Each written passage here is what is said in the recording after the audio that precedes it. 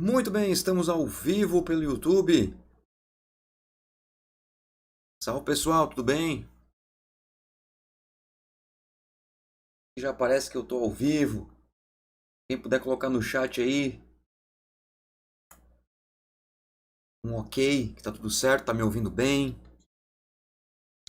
Vamos lá que temos muita coisa para conversar na tarde de hoje sobre obesidade. Então, se vocês estiverem me ouvindo, dá um ok aí. Uma boa tarde para vocês. 2 horas, horário de Brasília. Como é que estamos aí? Tudo certo? A partir do momento que o primeiro der o ok no chat, eu já começo aqui a nossa aula sobre a matemática da obesidade. E aí? Coloca para mim aí no chat, por favor.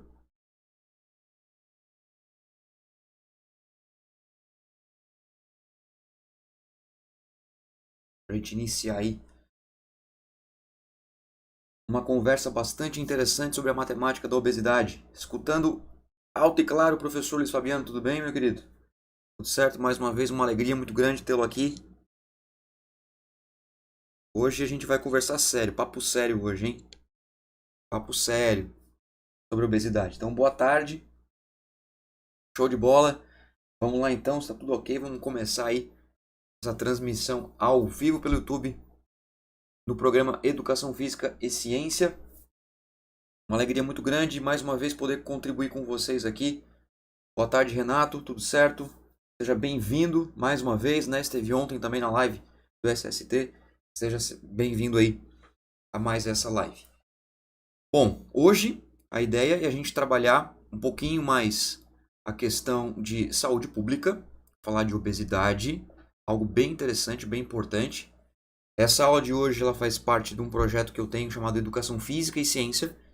Educação Física e Ciência é um curso de uma plataforma privada, onde eu disponibilizo alguns cursos, e um pedacinho desse conteúdo eu transfiro aqui para o YouTube, vinculado a um canal no Telegram, que eu disponibilizo alguns materiais além dessas aulas, para que seja possível entregar conteúdos para vocês de uma forma bastante de livre acesso, né?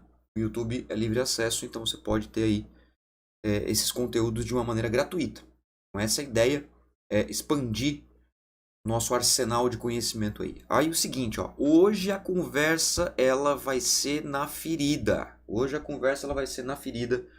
Hoje nós vamos falar sobre obesidade, uma das piores doenças do século XXI.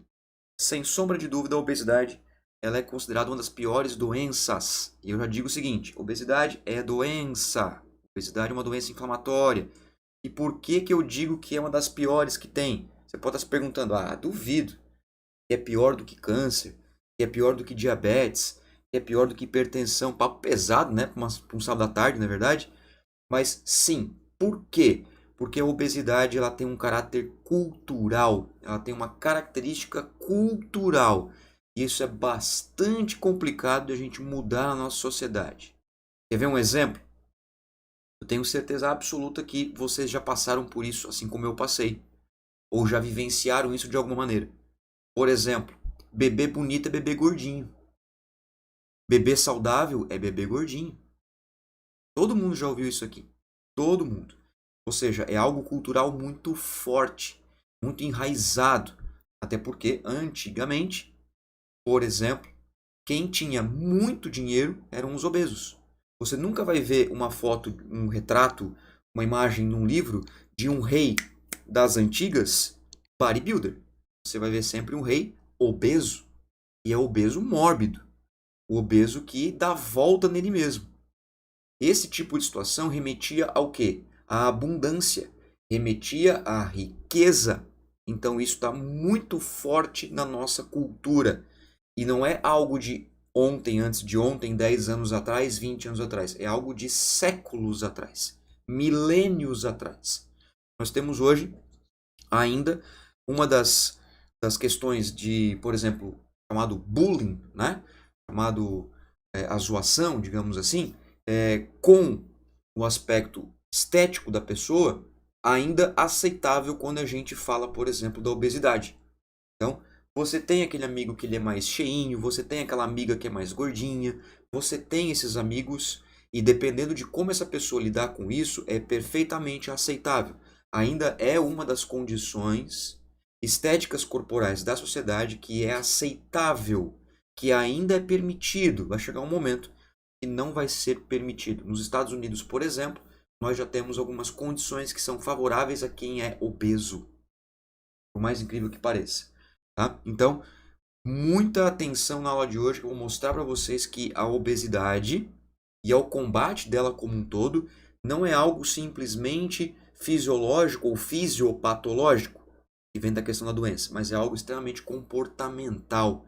Diferente de outras doenças, que apesar de ter um componente comportamental também, ou elas se desencadeiam por fatores comportamentais, mas muitas vezes não são. Muitas vezes não são. Então, bastante atenção hoje na aula, que o papo aqui é sério. Então, eu vou trazer coisas para vocês bem interessantes que eu tenho certeza que vocês vão gostar. E por que matemática da obesidade? Porque tudo que eu vou mostrar para vocês aqui é com números. Tudo que eu vou mostrar para vocês é com números. Eu vou explicar para você por que, que nós estamos obesos. Eu vou mostrar para você, por meio de números, o porquê que a sociedade caminha para uma sociedade de praticamente obesos daqui a alguns anos. E não é pouco tempo não, tá? Vou mostrar para vocês daqui a pouquinho. Então segura aí, segura aí. Segura que o negócio tá bom. Ó, vamos falar sobre, então, uma das coisas mais importantes quando a gente fala sobre obesidade, que é gasto energético. A gente sabe que a obesidade, ela é uma complexidade energética, digamos assim, tá? Não necessariamente o superávit calórico, ou seja, quanto mais eu como, menos eu gasto, eu vou ficar obeso. Porque dependendo da estratégia, dependendo da minha alimentação, esse superávit calórico, ou seja, esse aumento calórico, ele pode ser sinalizado, por exemplo, para o ganho de massa muscular. Então, não necessariamente ter aumento do consumo calórico vai gerar obesidade. Mas, se você pegar qualquer livro de bioquímica, qualquer livro de fisiologia, num contexto geral, vai estar escrito que a obesidade é um desequilíbrio crônico. Nada mais é do que isso, um desequilíbrio crônico entre o consumo e o gasto energético. Ou seja, quanto mais eu consumo e menos eu gasto, maior é o meu superávit calórico, maior é o meu consumo, a minha balança energética vai ser positiva ao longo do tempo. Eu tenho o aumento do peso corporal. Então, num contexto geral, sim, tá? Num contexto geral, a obesidade nada mais é do que o desequilíbrio entre o consumo e o energético, o consumo e o gasto energético. O contrário é verdadeiro. O contrário é verdadeiro. O emagrecimento, teoricamente, também é um desequilíbrio energético crônico ao longo de um tempo. Ou seja, quanto menos eu consumo e mais eu gasto, mais eu perco peso. Só porque eu posso perder massa muscular. Por isso, a importância do nutricionista. Uma das inúmeras importâncias do nutricionista no ajuste da sua alimentação para que esses desequilíbrios não sejam patológicos, certo? Bom, e a gente sabe que atualmente o exercício físico, a atividade física como um todo, mais o exercício físico, na verdade, né? A atividade física ela entra como fator secundário, são importantes no controle do peso e da gordura corporal. Pega bem essa palavra, ó, controle do peso e da gordura corporal. Controle, ou seja, quando a gente fala nos aspectos de obesidade e emagrecimento, primeiro lugar é a alimentação. Segundo lugar é o exercício físico, é a atividade física. Hoje nós temos estudos que mostram que o exercício físico sozinho, ele não tem uma magnitude de perda de peso comparado à alimentação sozinha.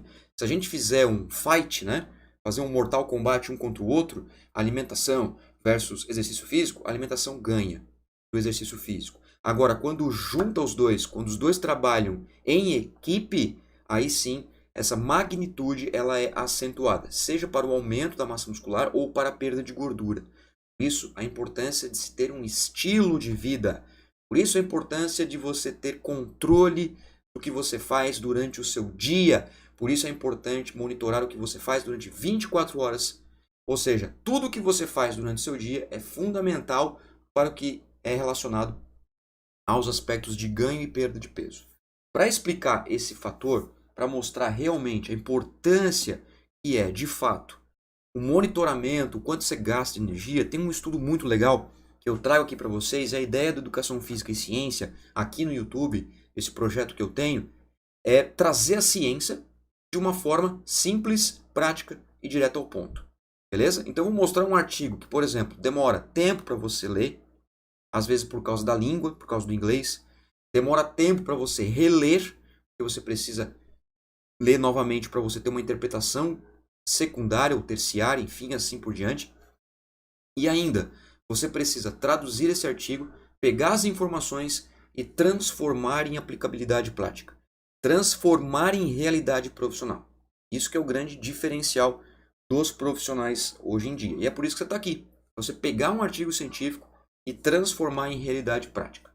Certo? Ó, antes de eu continuar, dá uma boa tarde aí, tudo bem com vocês? Tudo certo? Coloca a cidade de onde vocês são, eu gosto de saber de onde é que vocês são. Cidade, estado. Para mim é muito legal poder saber que vocês estão aí comigo aí. Certo? Ó, vamos continuar aqui então? Esse artigo é muito bacana porque ele mostra uma análise que foi feita no que eles chamam de cabine metabólica. Eles chamam de metabolic chamber. Então fica ligado aqui que você vai pegar bem essa ideia aqui. Olha só. Qual foi a ideia do estudo, tá? Comparar o gasto energético, o gasto calórico em 24 horas, ou seja, o dia inteiro. Foram monitorados durante um dia inteiro numa cabine metabólica. E eles fizeram a divisão na seguinte proposta: dia controle, dia moderado e dia vigoroso. Tá certo? Essas foram as 3 divisões numa cabine metabólica. É como se fosse um hotel da bioquímica. Você fica num quarto, você fica trancado num quarto como se fosse um Big Brother da fisiologia, e lá você vai ser avaliado sobre as suas funções metabólicas, as suas trocas respiratórias, por meio de análises bioquímicas, por meio de análises de vídeos também, entre outras informações, tá? Então, pega bem essa paradinha que está aí na tela, ó. Dia controle, dia moderado e dia vigoroso. Beleza? Aí, ó. Boa tarde Genilza, boa tarde Fanjo, BH Minas Gerais, um salve, grande abraço para Belo Horizonte, o André de Lages, seja bem-vindo também. Vamos lá, ó. Como é que funcionou o estudo, tá? Participaram desse estudo 11 homens. Olha só, eram 11 homens. 11 homens adultos e saudáveis. Isso é importante, tá? Isso é muito importante a gente saber. A configuração, né, a característica do participante, porque a gente determina uma característica muito forte daquelas pessoas. Poderiam ser mulheres. Se fossem mulheres, poderia ter sido diferente o resultado. Então segura aí. 11 homens adultos e saudáveis. Todos esses homens cumpriram os 3 modelos propostos de forma aleatória. Como que isso aconteceu então? Teve um dia que esses homens ficaram dentro da cabine metabólica sem fazer nada. Teve um outro dia que eles fizeram um dia com atividades mais moderadas. E teve um outro dia que eles fizeram atividades mais vigorosas, que eu já vou passar para você quais foram essas atividades, como foi a rotina, como se fosse um Big Brother mesmo, tá? O que esses caras fizeram aí nessas 24 horas em cada dia. E foram analisados o consumo de oxigênio, a composição corporal e o gasto energético em 24 horas. É nisso aqui que eu vou bater em cima com vocês hoje, na live agora à tarde, até nas próximas 1 hora, 2 horas no máximo, tá? Gasto energético. Quanto de energia essas pessoas gastaram durante um período de 24 horas, tá? Esse experimento todo aconteceu num período de 14 dias, para que fossem evitados vieses de mudanças metabólicas em função do tempo. Ou seja, olha só, olha que bacana. Esse estudo durou apenas 2 semanas, 14 dias.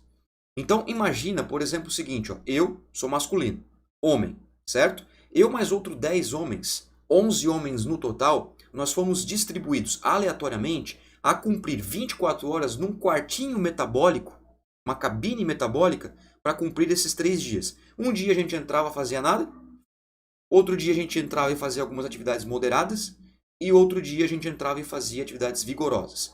Só porque isso foi feito de forma aleatória, de forma sorteada, né? O famoso randomizado, para evitar qualquer viés de pesquisa. Então esse tipo de estudo é bem interessante. Ou seja, Esses indivíduos, esses homens adultos e saudáveis, eles foram distribuídos para participar dentro de uma cabine metabólica a serem acompanhados sobre gasto energético. Tranquilo até aí?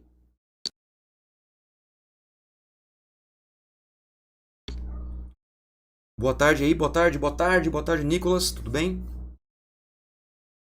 Ó, aqui na tela estão as características do participante, tá? Dos participantes. Aqui, vocês podem observar, eu tenho uma diferença na amostra, ó, a idade dos participantes, tá? Quando você observar uma tabela num artigo, olha com calma essas informações, tá? Esquece o inglês. O inglês é uma barreira hoje facilmente quebrada. Você pode, por exemplo, utilizar um tradutor do inglês, o Google Tradutor, pelo menos para você se situar. É possível sim. Pelo menos para você aprender a ler, certo? Ó a idade deles, ó. A idade desses homens era na média de 24 anos. Mas olha aqui a faixa de idade. Tinha homens de 20 anos e tinha homens de 40 anos de idade. Então veja, tinha homens com o dobro da idade de outro. Tinha homens que podia ser pai de outro. Será que isso interfere no gasto energético? Pode ser que sim. E aqui tem outras características dos participantes. A altura, o peso, o índice de massa corporal, o percentual de gordura, consumo de oxigênio. Aqui é só para você perceber que apesar da amostra ter sido pequena, é uma amostra e ela tem bastante diferença entre a mesma amostra. Beleza? Ou seja, a amostra não é tão homogênea assim, ela é heterogênea. E aqui embaixo tem algumas fotos do que é essa cabine metabólica. É como se fosse um quarto com esteira. E aí é possível fazer a identificação do gasto calórico, consumo de oxigênio, entre outras informações. Agora, olha aqui na tela, olha que bacana isso aqui. É muito interessante para você perceber os 3 dias, tá? Vamos lá, ó. Dia controle, o dia moderado e o dia vigoroso. Beleza? Controle moderado, vigoroso. Independentemente do dia, o participante entrou na cabine às 5h50 da tarde, às 17h50. Beleza? Dia controle, dia moderado e dia vigoroso. Eu vou passar aqui por algumas informações para vocês. Ó, 5h50 entrou na sala. 6 horas, sentou quietinho, ficou de boa. Os 3 dias, tá vendo? Aí começa as mudanças nos dias dependendo do que é para ser feito naquele dia. Por exemplo, o dia controle, ele entrou 5h50, ficou quietinho, jantou às 6h45 e só foi caminhar na esteira a 3,2 por hora, que é uma caminhada bem leve, só 9 horas da noite. Então perceba que no momento que a pessoa entrou às 5h50 até dormir, que foi à meia-noite, então eles eram obrigados a dormir à meia-noite, de alguma forma tinha que dar jeito, o grupo controle, aquele grupo praticamente sem nada de exercício, só fez uma caminhada às 9 horas da noite. Agora, olha a diferença dos dias moderado e vigoroso. O dia moderado fez bastante caminhada até dormir. O dia vigoroso fez também algumas caminhadas e fez uma caminhadinha mais de leve antes de dormir. Isso a partir do momento que entrou às 5h50 até a meia-noite. Agora, no outro dia, quando acordou às 7 horas da manhã, então eles entraram no fim de tarde, 5h50, e ficaram até às 6h05, ó. Praticamente 24 horas, né? Arredondando a 24 horas. Então teve todo um outro dia ainda passando de atividades. Olha o grupo controle. O grupo controle fez uma caminhadinha ali às 10h30 da manhã, depois fez uma corrida, né? Um jogging, né? Um trotezinho às 3 horas da tarde. Então foi bem tranquilo, foi algo assim muito de boa quando foi feito o grupo controle. O grupo moderado, olha só a quantidade de caminhadas que foram feitas aqui durante o dia dentro do quartinho lá, né? Dentro da cabine metabólica do Big Brother da fisiologia. Agora, o dia vigoroso teve mais jogging, ó. Teve mais corridinhas, mais trotezinhos na esteira. Inclusive aqui, perceba que tem um de manhã, tem um jogging aqui no finalzinho da manhã, próximo ao meio-dia, depois mais um aqui às 2 da tarde, mais um aqui às 3 da tarde. Ou seja, teve mais atividades. A ideia era comparar a quantidade de atividades que foram feitas por essas pessoas ao longo de 24 horas. Então, o mesmo participante, os mesmos 11 homens desse estudo, passaram por esses 3 dias. Eles foram obrigados a fazer um dia mais quietinho, controle, um dia mais moderado e um dia mais vigoroso. sorteados nesses dias em 14 dias, em 2 semanas, para verificar a quantidade de energia gasta.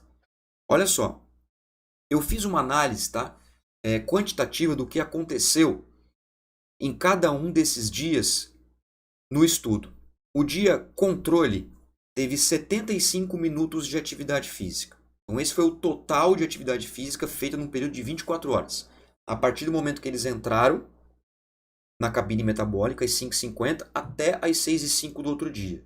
75 minutos de atividade física na esteirinha, 2 caminhadas a 3.2 e uma corridinha a 8 por hora. Foi isso que foi feito. Nada mais que isso. O dia moderado foi acumulado 215 minutos de atividade física. 2 caminhadas a 3.2, 12 caminhadas a 5,6 por hora e uma corridinha a 8 por hora.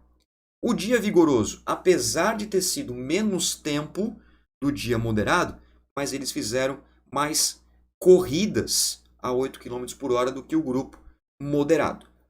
É uma limitação do estudo. Na minha opinião, os autores, com todo respeito, é claro, obviamente, a pesquisa feita já em 2007, já faz um tempinho, para mim eles pecaram aqui.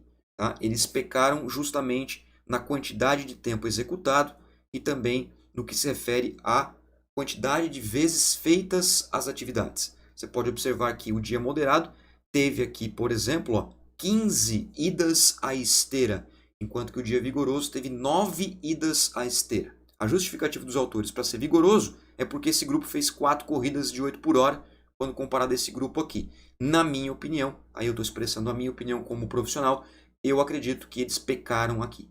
Se eles tivessem feito ou mais corridas, ou mais caminhadas, ou mais tempo para justificar realmente um dia mais vigoroso, talvez eles teriam encontrado outros resultados. Não se sabe por que disso, pode ser por uma questão também de protocolo, pode ser por uma questão de metodologia do artigo, mas a gente sabe que uma análise de 215 com 185 pode ser comprometida em virtude das diferenças que se tem entre esses grupos, tá? Mas enfim, tá aí para vocês o que foi feito em cada dia, mas independentemente disso, o tipo de estudo é muito legal. Esse estudo é sensacional, ele traz para a gente um olhar efetivo sobre gasto energético. E tá aqui para vocês, ó. Olha essa imagem aqui que vocês vão entender a importância de se manter ativo fisicamente, a importância de nós pensarmos melhor, com mais carinho nos números, né? A gente cuidar mais dos nossos números, gostar mais da matemática. Tá vendo aqui, ó? 24 horas de Expended Energy, ou seja, de gasto energético. Então aqui eu tenho gasto energético em quilocalorias, tá? Na vertical aqui no eixo Y, eu tenho aqui o gasto calórico, 500, 1000, 1500, 2000 e assim por diante. A barrinha vertical branca é o dia que praticamente não foi feito muita coisa, né? Aquele dia moderado, aquele dia tranquilo, com 75 minutos. O moderado, aquele dia que teve mais movimento, só porque menos corrida. E aqui no vigoroso, aquele dia que teve mais corridinhas lá de 8 por hora. O gasto energético médio, na média, entre os homens, na média, sem contar o desvio padrão, na média, o grupo controle teve um gasto de 2.228 quilocalorias. O grupo moderado, 2.816 calorias.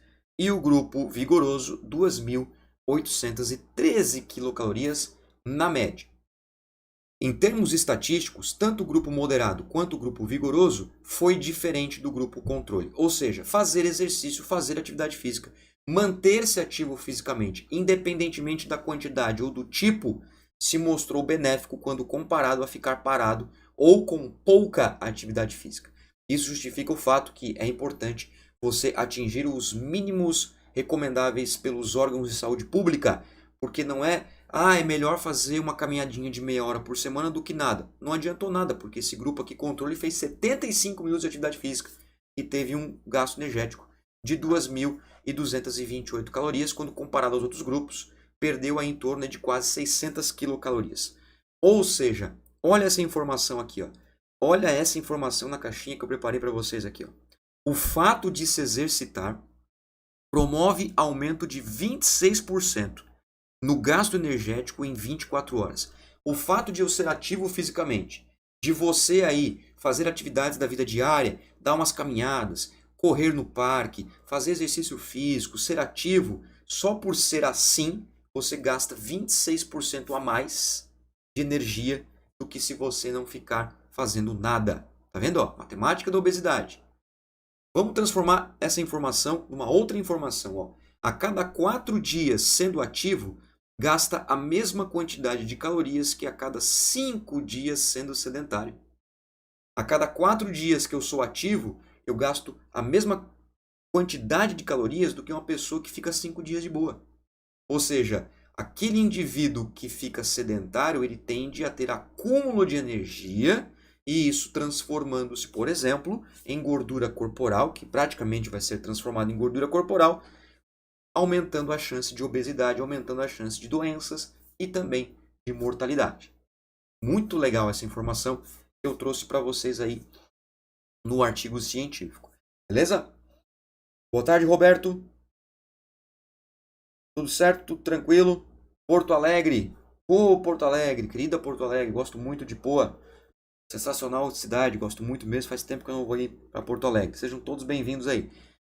Tá, mas vamos lá, vamos voltar aqui, né? Ah, mas amor, tranquilo, né, cara? 4 dias, 5 dias não é muita coisa. 4 dias é tranquilo. Então tá. Beleza. Como a gente tem dificuldade de pensar a longo prazo, eu vou ajudar vocês a pensar a longo prazo, tá? Eu vou pensar aqui com vocês e ajudar vocês a pensar a longo prazo. Olha só. A cada dia são gastas aproximadamente 600 quilocalorias a mais praticando exercício físico, segundo os dados desse artigo, tá?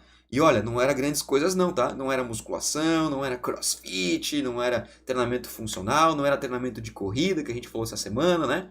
Não era nada disso. Era só caminhadinhas leves, moderadas e alguns trotezinhos na esteira durante um dia. Era só isso. Já promoveu um aumento de 600 quilocalorias por dia. Vamos colocar num ano? Olha lá. Olha num ano. 219 mil quilocalorias arredondando aí durante um ano. Simplesmente se você se manter ativo fisicamente. Então olha uma das explicações da obesidade. Uma das explicações da obesidade é a falta de movimento, a falta de gasto de energia, tudo explicadinho por números. Então os números são maravilhosos, né? A matemática é maravilhosa. Tá aí, ó, 219 mil quilocalorias, cara, que você deixa de gastar se você ficar parado, sentado na sua cadeira sem fazer nada. Então mexa-se, movimente-se, trabalhe o seu corpo em prol de você mesmo, trabalhe o seu corpo em prol da sua mente. Assim você vai ter não só uma saúde mental física melhorada, mas também uma longevidade muito mais apropriada do que se você comparar a um sedentarismo, a uma obesidade. Já tem estudos que mostram que se você chega até os 50 anos de idade sem nenhuma doença crônica degenerativa, exemplo, câncer, diabetes, estetose hepática, hipertensão, infarto agudo do miocárdio ou qualquer outras doenças como essas, por exemplo, que são bastante comuns, até os 50 anos, você tem uma chance muito maior de viver bem até os 100 anos de idade. Mesmo que você não chegue até os 100 anos, mas dos 50 até o seu óbito, você vive. Enquanto que pessoas que desenvolvem doenças crônicas antes dos 50, elas sobrevivem depois dos 50 até o seu óbito, mesmo que passem dos 100, mas é aquela pessoa que vai ficar dependendo de medicamento, vai ficar dependendo de uma série de situações, complicações, perdas, por exemplo, fisiológicas, e vão ter uma qualidade de vida pior após os 50 anos de idade. Qual que é o segredo então? Não desenvolva doença crônica degenerativa até os seus 50 anos. Provavelmente, mesmo que você viva menos, por exemplo, até 80 anos, mas você vai viver até 80 anos, com qualidade. Ao contrário de uma pessoa que desenvolve uma doença antes dos 50, ela fica capenga e vai e se interna no hospital a cada 2, 3 anos. E vai capenga. Ah, mas viveu 90. Tá, mas com que qualidade? Com que qualidade que essa pessoa viveu? Então pensem nisso. Reflitam sobre isso. Uma coisa é viver, outra coisa é sobreviver. Certo? Beleza então? Tranquilinho? Ó, vamos tocar aí. Vamos tocar. Tem muita coisa legal pra gente ver, ó. Vamos falar sobre comportamento sedentário, né? Comportamento sedentário que, corroborando com o estudo que eu mostrei agora para vocês, ele também tem, claro, muito fundamento com o que se refere ao acúmulo energético e com a falta de gasto de energia.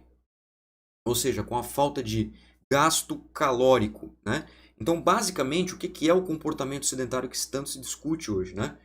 Significa que as atividades que são realizadas no nosso dia a dia, ela tem um dispêndio energético, assim, ó, praticamente zero. Praticamente zero. É como se fosse o gasto de energia somente da respiração. Imagina o seguinte, eu gosto de dizer o seguinte, tá? Comportamento sedentário é igual a você dormir acordado. É como se você estivesse dormindo acordado, parado aqui, ó. Como eu tô agora aqui. Parado aqui. Comportamento sedentário, fazendo o mínimo de movimento possível. Isso é comportamento sedentário. Tem muitas pessoas assim. Vocês já viram aquelas pessoas que chegam em casa, talvez hoje não mais porque a televisão está sendo extinta, mas alguns anos atrás a gente chegava, sentava no sofazão e ficava vendo TV 3 horas parado. Chegava a dormir o corpo. Quando você levantava, você tinha que dar uma pensada ainda, porque senão o corpo dormia e travava ali. De tanto parado você ficava, sem o mínimo de movimento. Isso é comportamento sedentário. E isso é prejudicial demais, que você não tem noção de como isso é prejudicial. Mas muito prejudicial. Não só para o desenvolvimento da obesidade, mas também como diversas doenças que são consequências da obesidade, eu já vou falar sobre isso também na aula de hoje, e com a mortalidade, ou seja, com a tua chance de virar óbito, tá? Bom, comportamento sedentário é uma das coisas que são mais discutidas hoje em dia, principalmente quando a gente fala da obesidade, tá? A obesidade é uma doença de caráter inflamatório que interfere em todos os nossos sistemas. É uma doença, então, que interfere sistemicamente. Por exemplo, como que a obesidade interfere no nosso sistema neural? Você pode estar se perguntando, não, mas a obesidade é só composição corporal, Moa. É bem tranquilo a obesidade. É só cintura. É só abdômen. Não, não é isso. Tá? A obesidade ela é multifatorial, multissistêmica já. É uma outra palavra que a gente está acrescentando na ciência. Multissistêmica. Atinge diversos sistemas corporais. No caso do sistema neural, olha aí, ó, compulsão alimentar, ansiedade, depressão, distorção da imagem corporal. Esses são um dos mecanismos de desordem neural que acontece no nosso corpo em virtude da obesidade. Não são as únicas, tá? Só estou trazendo uma palhinha aqui para vocês. Só uma palhinha. Não são as únicas. Existem outras, inúmeras. E eu vou mostrar para vocês daqui a pouco a questão do comportamento, como que a gente se comporta frente às nossas realidades. Aí você vai ficar de cara. Você vai ficar de cara. Hoje é o dia para você ficar mais de cara ainda do que ontem do SST que a gente falou da musculação. Para quem estava aí na noite de ontem. Olha só. O indivíduo que tem obesidade, ele tem uma maior chance de compulsão alimentar, ansiedade, depressão e distorção da imagem corporal. O que seria a compulsão alimentar nesse sentido aqui, tá? Hoje a gente sabe que a obesidade, pessoal, não está tão relacionada com a quantidade de comida que ela é consumida de uma vez só. Não é mais aquele prato de caminhoneiro. Não é mais aquele prato de pedreiro, tá? Com todo respeito ao caminhoneiro e o pedreiro, tá? Não é mais aquele PF que o cara rema. Não está mais vinculado com isso somente. Está vinculado com uma outra coisa muito importante que se vincula à ansiedade, que é o quê? O finger food, tá? Que é o chamado picking, que você fica comendo, você fica beliscando, você fica consumindo e ao total do dia você tem um aumento do seu consumo calórico muito maior do que se você tivesse consumido um prato de comida. Tem muitos obesos que falam o seguinte, ó. Ah, eu não sei porque que eu estou obeso, eu como 2 vezes por semana só, eu sento para comer 2 vezes por semana, 2 vezes por dia, perdão. 2 vezes por dia, só no almoço e no café da tarde. Tá, mas espera aí. O cara vai na geladeira 20 vezes no dia. Ele vai na geladeira, abre a geladeira e pega lá uma fatia de queijo e come. Já viram esses caras assim? Aí fecha a geladeira. Aí ele volta pro quarto, volta pra sala, vai ver uma TV, vai assistir um vídeo no YouTube. Daqui a pouco ele vai lá na cozinha de novo, daí ele pega um pedaço de pão e come, assim, avulso, sabe? Um pedaço de pão avulso. Já viram isso? Aí ele volta pro quarto, aí daqui a pouco ele vai pra cozinha de novo, daqui a 30 minutos, aí vai lá e toma um copo de suco de caixinha, sei lá, bem vagabundo aí, tá? Daquelas marcas bem ruins. E vai e volta, vai e volta. Pensa se ele fizer isso a cada 30 minutos durante as suas 16 horas úteis. É muito pior se ele tivesse comido um prato de 1 quilo. Isso é muito pior.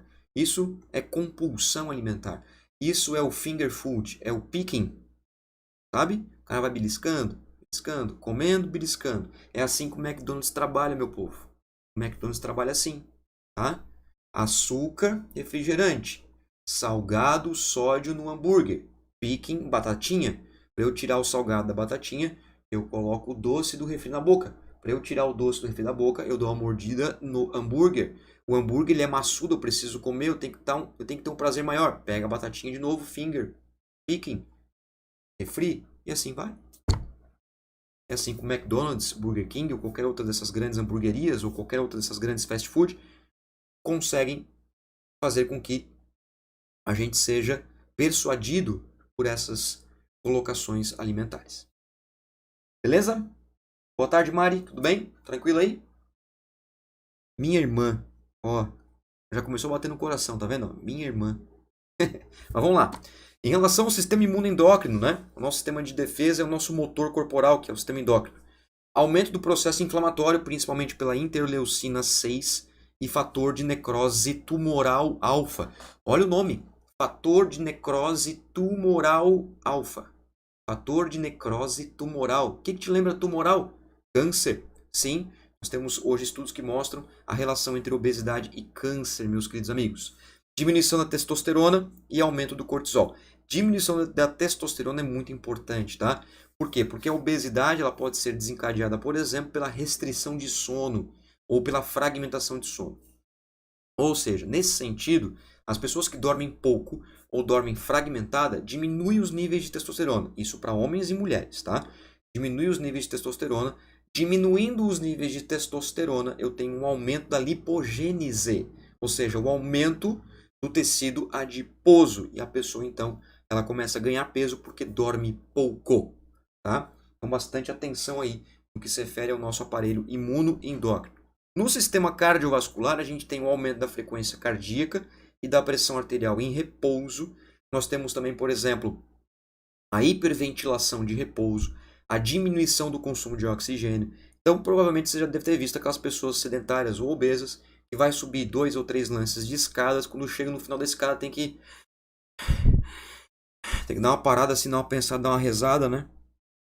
Para dar uma focada, para poder continuar. Isso é complicações cardiovasculares. Isso é um reflexo da baixa de condicionamento físico, isso é um reflexo da diminuição do consumo de oxigênio, aumento exagerado, exponencial da frequência cardíaca, aumento exponencial da pressão arterial.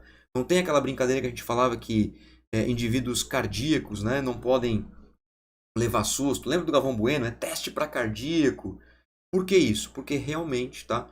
Mudanças abruptas fisiológicas podem causar descompensações cardiovasculares e realmente sim, a gente pode ter alguma complicação em indivíduos que têm já complicação cardiovascular. Ou seja, quando a gente olha para esse tipo de mecanismo, nós falamos sobre variabilidade da frequência cardíaca, que é um dos pontos positivos quando a gente fala em termos de saúde. A maior variabilidade de frequência cardíaca permite ao indivíduo uma maior longevidade, certo? Tranquilo até aí? Falando da composição corporal, é claro, né? O aumento do tecido adiposo, a diminuição da massa muscular e o enfraquecimento do tecido ósseo, galera. Não é só massa muscular, não é só massa gorda, tá? Mas também a diminuição e o enfraquecimento do tecido ósseo. Um indivíduo, por exemplo, que ele é obeso e é idoso, ou seja, quando ele atinge uma idade mais avançada, ele tem o que a gente chama de obesidade sarcopênica. A obesidade, ela causa a perda da massa muscular. Por quê? Em primeiro lugar, baixa de testosterona, aumento de interleucina 6, aumento de TNF-alfa, que são catabólicos. Outra coisa importante é que a obesidade aumenta os níveis de miostatina, que é um marcador que é de degradação muscular. Ou seja, o indivíduo obeso ele tem níveis maiores de miostatina do que o indivíduo não obeso. Então, o indivíduo obeso ele fica comendo a sua própria massa muscular por causa da sua própria condição física e fisiológica. Tranquilo? Muito bem até aí? Vamos passar? Roberto, importante falar que essas citocinas inflamatórias são produzidas pelo tecido adiposo. Exatamente. Quando você tem um aumento do tecido adiposo, você aumenta as concentrações dessas citocinas e você aumenta o grau de inflamação. O que muitos profissionais confundem é que a interleucina 6 também ela é produzida no músculo esquelético, na contração muscular, possuindo um caráter anti-inflamatório, ao contrário do tecido adiposo. Então esse marcador interleucina 6, ele precisa ser analisado aonde que ele está sendo secretado. Se for no músculo esquelético, ele vai causar um aumento da inflamação, mas depois uma posterior desinflamação, por causa que a interleucina 6 do músculo auxilia a sinalização, por exemplo, da insulina a entrar no mecanismo na via de mTOR, que é a via de construção muscular, certo? Contrair o músculo, você tem aumento de interleucina 6. Por isso que treinos exaustivos, treinos que são levados por um volume exacerbado, como por exemplo maratona, né? Tem vários estudos que depois da maratona, quando é feito a análise de interleucina 6, o cara está explodindo de interleucina 6, justamente porque a inflamação está muito acentuada. Aí precisa de uma reposição energética muito interessante para que esses níveis se reduzam e mude a chavinha da sinalização. Beleza, galera? Alguma dúvida até aí? Olha essa pergunta aí, que massa. O que está acontecendo com o planeta, cara? Te segura aí, tá? Tá chegando agora. Te segura na cadeira. Bate uma foto. Filma. Não precisa filmar, né? Vai estar gravado depois. Mas te prepara agora. Te prepara agora, que é a hora. Não pode cantar, porque senão o YouTube derruba a live, né? Ó. O que está acontecendo com o planeta, galera? A gente vê que os níveis de atividade física estão aumentando, as pessoas estão aumentando os níveis de atividade física, a pandemia deu uma mexida nisso aí. Eu coloquei um artigo lá no grupo do Telegram para vocês. Eu vou trazer algumas informações daquele artigo aqui na aula para vocês, tá? Sobre aquele artigo que foi publicado agora em 2021 sobre a questão da obesidade, ganho de peso, sobrepeso, né? Na relação da pandemia, no que se refere ao Covid-19, que aconteceu aí nos últimos tempos, né? Olha só, cara, o que está acontecendo com o planeta, meu amigo? O que está acontecendo com o planeta? Eu vou mostrar para vocês aqui algumas imagens que vai chocar vocês, tá? Não tem nada de horror aqui não, tá? Fiquem tranquilos, certo? Vou mostrar algumas imagens para vocês, começando com essa aqui. Só observa aí, vou dar um tempinho para vocês observar enquanto eu olho o chat aqui, tá? Genilza, ambiente onde a pessoa vive vai contribuir muito, né? Mas com certeza. Já vou falar sobre isso, Genilza, agora inclusive. Ó, fica ligado aí, tá? Polêmico, mas o que o senhor acha das modelos plus e normalização da obesidade?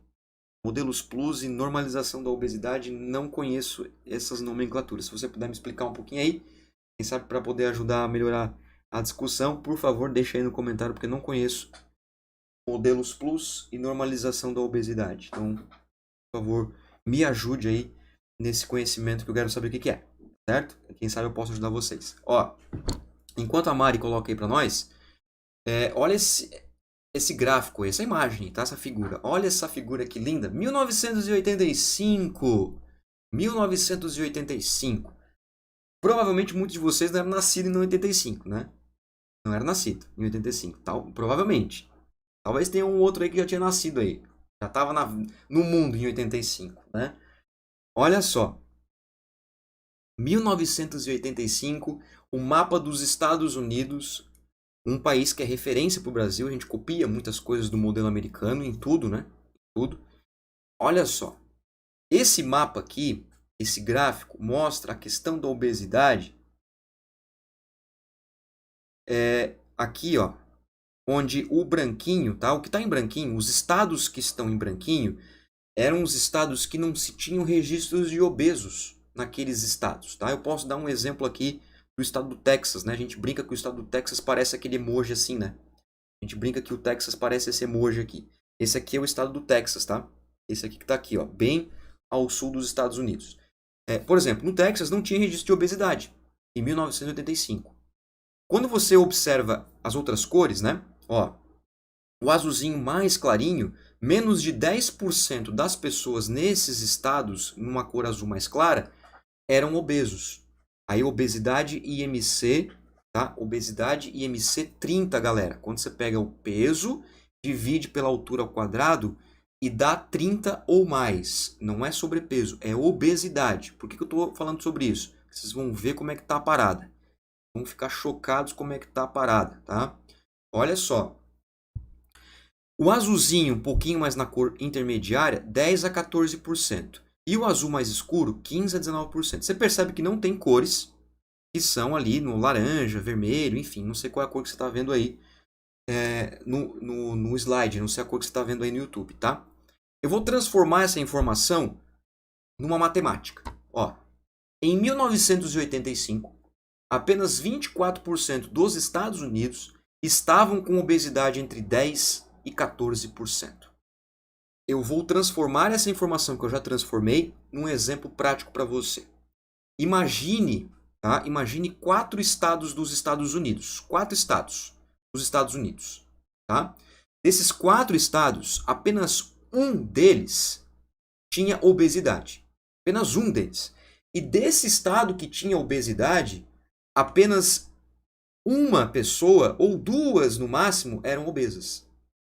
Isso em 1985. É muito pouco, não é, cara? 4 estados, 3 não tinham nada. Um tinha obeso. E desse um que tinha obeso, desse um estado que tinha obeso, a cada 10 pessoas, uma pessoa era obesa. Uma pessoa e meia, né? 14%, ou duas pessoas a cada 30 pessoas eram obesas. Era muito pouco. Isso em 85, galera, há 36 anos atrás. Tá? Congela a imagem aí, fica nessa imagem aí para eu responder o chat aqui. Deixa eu ver aqui. Gordinhas. Infelizmente a gente vê muito as pessoas querendo romantizar a obesidade. Certo? Concordo, eu concordo, eu concordo. Eu acho que não deve ser feito isso, mas tudo bem. Serem consideradas normais. Pois é, só que em termos de saúde, não é. Sabe? Beleza? Em termos de saúde, não é. Pode haver um romantismo, pode haver um sex appeal, pode haver um aspecto cultural, mas saudável não é. Tá? Inclusive, recentemente passou uma matéria na Globo, na Rede Globo de televisão, mostrando o seguinte, que uma mulher e o seu filho, era uma família, né? Uma mulher, um cara, uma mulher, um homem e 2 filhos. Aí o seguinte, o pai, o chefe da família, digamos assim, né? O marido da família, e um outro filho faleceram de Covid. E na imagem passavam, né, as fotos dos familiares, e no texto embaixo estava escrito assim, ó, pai e filho eram saudáveis e morreram de Covid. E quando passavam imagens do pai e do filho que faleceram por Covid, eram obesos. Os dois eram obesos. Mas peraí, saudáveis? Obeso e saudável? Tá vendo como a mídia lava um pouco a nossa cabeça? Eles não eram saudáveis, gente. Me desculpe, tá? Obesidade não é saúde, cara. Pelo amor de Deus. Eu não estou preparando um material para vocês aqui, para a gente conversar quase 2 horas para falar de obesidade, para dizer que existe romantismo na obesidade. Pode até existir no aspecto cultural, mas em termos de saúde pública, não, cara. Não é saúde. Por favor, não é saúde. Mas eu entendo vocês e concordo com vocês com o que vocês estão conversando aí, e é isso que a gente tem que discutir. Uma coisa é autoestima, tá? Outra coisa é bem-estar. Agora, saúde aí é outra situação. Uma pessoa que tem um IMC de 30, ela tem uma maior chance de mortalidade e fim de papo. Não sou eu que estou dizendo, é a ciência que está dizendo. Fechou? Pegaram o gráfico aí? Vamos colocando nos comentários aí, vamos conversando, tá, galera? Vamos discutindo, que isso aí que engrandece a gente. Mari nasceu em 1985. Que legal. Eu nasci em 86, então eu sou mais novo que você. Beleza? Beleza? Vamos lá. Ó, tema do meu TCC, assunto do meu TCC. Pô, assunto bom, hein? Assunto legal. Muito conhecimento nesse cabeção. Vem ministrar em São Paulo para ser meu orientador. Eu já orientei muita gente, eu estou um pouco mais relaxado agora, tá, Audrey? Mas a gente pode conversar mais sobre isso, no sentido de poder ajudar você. Pegaram essa imagem aí, galera? Vamos lá. Ó, agora presta atenção. Todo mundo aqui, ó, olhando agora para a tela, o que eu vou mostrar para vocês sobre os Estados Unidos ao longo dos anos. Todo mundo prestando atenção agora na tela. Todo mundo prestando atenção, tá? Ó.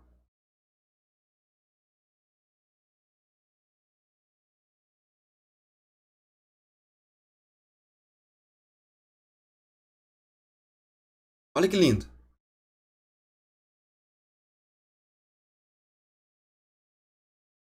Olha que bonito.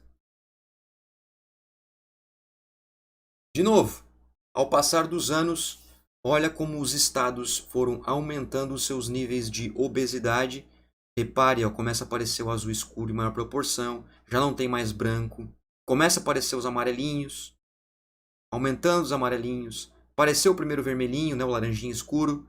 Começou o Texas, ó, explodindo, ó, ó, ó, ó, 2008. Até 2008, que é essa imagem que eu mostrei para vocês, como os Estados Unidos foi aumentando os seus níveis de obesidade ano a ano.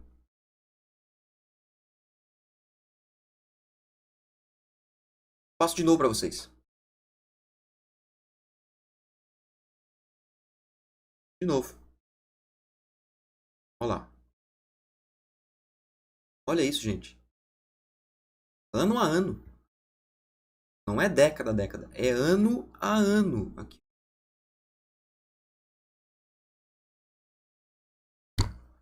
Vendo? O que aconteceu com o nosso planeta? O que está acontecendo? Aqui, claro, estou falando dos Estados Unidos. Essa imagem, tá? Ela é bem legal para a gente discutir. Essa imagem, que é um mapa um pouco mais atual, tá? É um mapa de 2010, ou seja, há 11 anos atrás. Olha isso. Olha a diferença desse mapa para 1985, quando a Audrey nasceu. Né? 1985. Há 36 anos. A Audrey nasceu em 81, né? A Mari nasceu em 85, desculpa. A Audrey nasceu em 81 e a Mari nasceu em 85. Quando a Mari nasceu, vira o gráfico lá? Olha aqui, 36 anos depois, cara. Olha o que aconteceu. Tá vendo aqui, ó, na legenda do gráfico? Não tem mais branquinho. Acabou. Não tem mais nenhum branquinho nos Estados Unidos. Então, todos os estados dos Estados Unidos têm obesidade. Tá vendo esse verdinho pontilhado, ó? Não tem nenhum estado, ó, tem esse verdinho pontilhado. Todos os estados já apresentam pelo menos 20% de obesidade, ó, na corzinha verde. E aí vai aumentando até a tarja vermelha aqui, né, com mais de 35%. Eu peguei esse gráfico todo, eu peguei o estudo do CDC todinho e transformei em matemática para vocês. Aí, ó, 2010. Olha a diferença para 85. Cara, é 36 anos, é a minha idade, a idade de alguns de vocês aí. Um pouquinho mais, um pouquinho menos. Aproximadamente 80% dos Estados Unidos estavam com pelo menos 25% de obesidade. Repito, aproximadamente 80% dos Estados Unidos estavam com pelo menos 25% da obesidade. 2010 isso, tá? 2010. 10. Na Copa de 2010 isso aqui. Ou seja, mais um exemplo prático. A cada 5 estados dos Estados Unidos, você pega 5 estados, tira um e sobra 4. Esse um se salva. Desses 4 estados que sobraram, essa retirada aqui de 5, desses 4 estados, uma a cada 4 pessoas estão obesas. Essa é a realidade de 2010 nos Estados Unidos. Olha a diferença de 85. O que aconteceu nesse percurso de 3 décadas e meia para cá? O que aconteceu que explodiu os Estados Unidos? Isso em 2010. Agora olha esse gráfico aqui, que é um gráfico de 2016, galera. Olha esse gráfico aqui. Opa, deixa eu tirar aqui. Ó, olha esse gráfico. Vendo aqui, ó. Já mudou um pouquinho as cores para não ficar a mesma coisa, né? Eles mudam isso para melhorar o layout, né? Olha só, 20% de obesidade, 30%, 40%, 50%, 60%. Então, essa cor aqui eu não consigo distinguir o que é, talvez um azul roxeado, sei lá, um lilás mais fraco, um lilás mais forte, não sei. Mas enfim, observe aqui no gráfico que poucos estados estão com 20%, a maioria está aqui, ó, 30, 40, 50. Olha a diferença, 2016 para 1986. 2016 para 1986. Na verdade, eu errei a conta, né? 1986 para 2010 dá 26 anos, né? Dá 24 anos, né? 86 para 2010. Pera aí, quanto é que dá? 85 para 2010, 85 para 2010, 10, 15, 25 anos, eu errei a conta. 25 anos. 2016 para 85, aí sim, 31 anos, né? Agora acertei. Agora acertei a conta. Ó, 2016, cara, olha só como é que tá a situação dos Estados Unidos. Estava, né? A situação dos Estados Unidos. Repare que 100% dos Estados Unidos estavam com pelo menos 20% de obesidade. Olha como mudou. Olha como mudou de 85 para 2016, que é esse gráfico agora, e de 2010, que era o gráfico anterior, para 2016, 6 anos de diferença. Agora, todos os estados dos Estados Unidos, todos os estados, 100%, pelo menos 2 a cada 10 pessoas estão com obesidade. Esse é o cenário de 2016, tá? Já foram 5 anos, né, povo? E aí? Já pensou nisso, cara? Nos Estados Unidos não tem mais nenhum estado que não tem obeso. Todos eles têm. E tem pelo menos 2 a cada 10 pessoas obesas. Já pensasse nisso, cara? Hã? Se continuar esse quadro, a gente vai chegar em 100%, 100%. Porque a matemática ela é exata, absoluta, né? A não ser que seja feita alguma coisa. Agora, eu vou deixar vocês mais chocados, tá? Eu vou deixar vocês mais chocados. Projeção para o grau de obesidade em 2030. Daqui a 9 anos. 2030. Olha isso aí. Olha como é que tá o mapinha bonito dos Estados Unidos. É um estado só aqui, ó, que tem esse 30, na verdade. Essa corzinha, na verdade, aqui é 30%, ó. Nesse estado, a cada 10 pessoas, 3 são obesas. O resto já explodiu, já foi, acabou, não tem o que fazer. Não tem o que fazer. Olha isso aqui. E olha essa transformação de dados para vocês, ó. 80% dos Estados Unidos estarão com pelo menos 50% de obesidade. Exemplo prático para vocês. 5 estados. Tira um, se salva. Desses 4 estados que sobraram, metade das pessoas nesses estados obesas. E a obesidade grau 1, IMC 30 ou mais. E eu pergunto para vocês, tá, se o ponto de corte é a obesidade grau 1, e as pessoas que são sobrepeso? Que não entram nesse cálculo, mas estão aí dentro desse estado. Quer ver um exemplo? Ó, vamos pegar o Texas. Vamos pegar o Texas aqui, ó. O Texas, tá? O que me parece, na minha interpretação, é que metade do estado do Texas estará obeso em 2030. Essa é a minha interpretação, tá? Eu acredito que para vocês também pode ser que não por causa da cor do slide, tá, galera? Pode ser pela configuração da tela do YouTube, pode ser que vocês não vejam isso, mas pelo gráfico é isso aí, tá? 50%. Ou seja, cada 10 pessoas no estado do Texas em 2030, 5 estarão obesas. Presta atenção, presta atenção. 5 vão estar obesas. Tá, e as outras 5 como estarão? Porque se o ponto de corte é 30 ou mais, essas outras 5 pessoas que não são obesas podem ser sobrepeso. Elas podem ter um IMC elevado, só que não chegaram na obesidade ainda. É um gatilho para chegar na obesidade. Essa é a reflexão que a gente tem que ter da estatística e da matemática. Olha só, cara, que informação. Se em 2030 esse cenário realmente se concretizar, se em 2030 realmente chegar nesse ponto, cara, o que os órgãos de saúde pública vão fazer? O que vai acontecer com os Estados Unidos em 2030? 2030, rapaz, é daqui a pouquinho, 2030. Passa rapidinho. É 9 anos, é menos de uma década, gente. Para chegar nesse ponto aí, olha a situação crítica, né? Aí você pode estar se perguntando, ah, não, mas isso aí é coisa só dos Estados Unidos. No Brasil não é assim. Ah, não é assim no Brasil? Olha aí no Brasil o que está acontecendo. Olha no Brasil o que está acontecendo, meus queridos. Eu vou deixar essa tela aqui para vocês e vou responder aqui, tá? Pô, que fake news. O que é fake news aí, Mari? Por favor, não, ó, não... Talvez eu tenha confundido você com a Audrey, né? Por isso. Christian Eduardo. Tudo bem, Christian? Professor, por que maratonistas sofrem um efeito sanfona acima do peso e perda acima do peso? Peso para alta performance é saúde? Não, é periodização da alimentação. Isso é proposital. É a mesma coisa das lutas, tá? Mesma coisa do bodybuilder, mesma coisa das lutas, tem que atingir peso, baixar peso para melhorar a performance. Se é saúde, aí isso é algo bastante discutível, né? Porque o esporte, por você ser atleta, você pode suportar bastantes consequências fisiológicas sem ter prejuízos fisiológicos, né? Então, é discutível, né? Se é saúde ou não é saúde. Às vezes, o que é saúde para o atleta não é saúde para uma pessoa que visa o exercício como forma recreacional. Para eles, talvez seja, né? Porque precisa manter esse status de peso para uma determinada competição para poder, de fato, competir e não se frustrar. Então, pode ser que sim.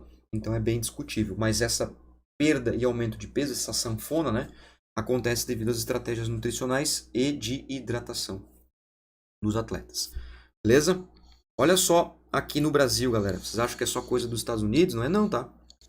Não é não. Olha aqui, ó. 2006. Nível de obesidade. Aqui nós temos na cor azul masculino. E na cor aqui mais, sei lá, mais marronzinha aqui, sei lá que cor que é isso aqui, nós temos o feminino, né? E aqui no retângulo amarelo, a média. Então olha só como foi subindo, né? A obesidade até 2018 a gente já chega num quadro aí de 20% praticamente, né, na média. As mulheres já passaram, né? Mulherada, ó, vocês estão obesas, tem que cuidar, hein? Cuidar, já vou mostrar algumas coisas também sobre o artigo que eu passei para vocês lá no grupo do Telegram. Isso em 2018, já se passaram 3 anos, né? Do último estudo do Vigitel. E um dado bem interessante é que a obesidade está associada a 72%, mais um valor, né? Ó, matemática da obesidade, das mortes no Brasil. Então não é coisa só de Estados Unidos, não, galera, é coisa nossa também. Tá? No Brasil, por exemplo, a gente vê que a prática de atividade física cresce no tempo livre, como por exemplo, a gente vê aí um aumento, né, chegando aí a 37,6% em 2016, as pessoas estão praticando. A pandemia, repito, ela acabou mexendo bastante sobre isso, por isso que eu coloquei aquele artigo para vocês lá no grupo de estudos, né, lá no canal do Telegram, a gente abrir a cabeça, e é um artigo sensacional, já vou falar sobre ele um pouco. A gente percebe que o nível de atividade física no tempo livre, né, aquela atividade física do lazer, deixa eu arrumar o microfone aqui, aquela atividade física no lazer, ela é mais eficiente, digamos assim, ou ela é mais frequente, né, entre os jovens, né, de 18 a 34 anos, e aí depois ao passar dos 35 vai caindo, né, linearmente aí o nível de atividade física. Ou seja, a gente percebe que o nível de atividade física vem crescendo. Se comparar aqui 2009 com 2016, a gente tem um aumento bem importante, mas a obesidade ela vem aumentando. Ou seja, a gente precisa aí tomar conta, tomar cuidado com o que a gente faz fora da atividade física, o que a gente faz longe do exercício físico, tá? Estudos mais recentes, galera, olha que importante essa informação. Essa informação eu tirei do artigo que eu mandei para vocês lá no Telegram, tá? Essa mensagem eu tirei para vocês lá do Telegram. Eu deixei aqui para vocês na descrição do vídeo, tá? O link do canal do Telegram é o quarto link. Eu sempre deixo alguns links, eu faço Ctrl+C, Ctrl+V para alguns links ali para vocês, mas o mais importante ali é o quarto link, canal do Telegram. Clica lá para você entrar no grupo, né, para participar dessas pesquisas aí. Participar dos nossos estudos. Pesquisa não, pelo amor de Deus.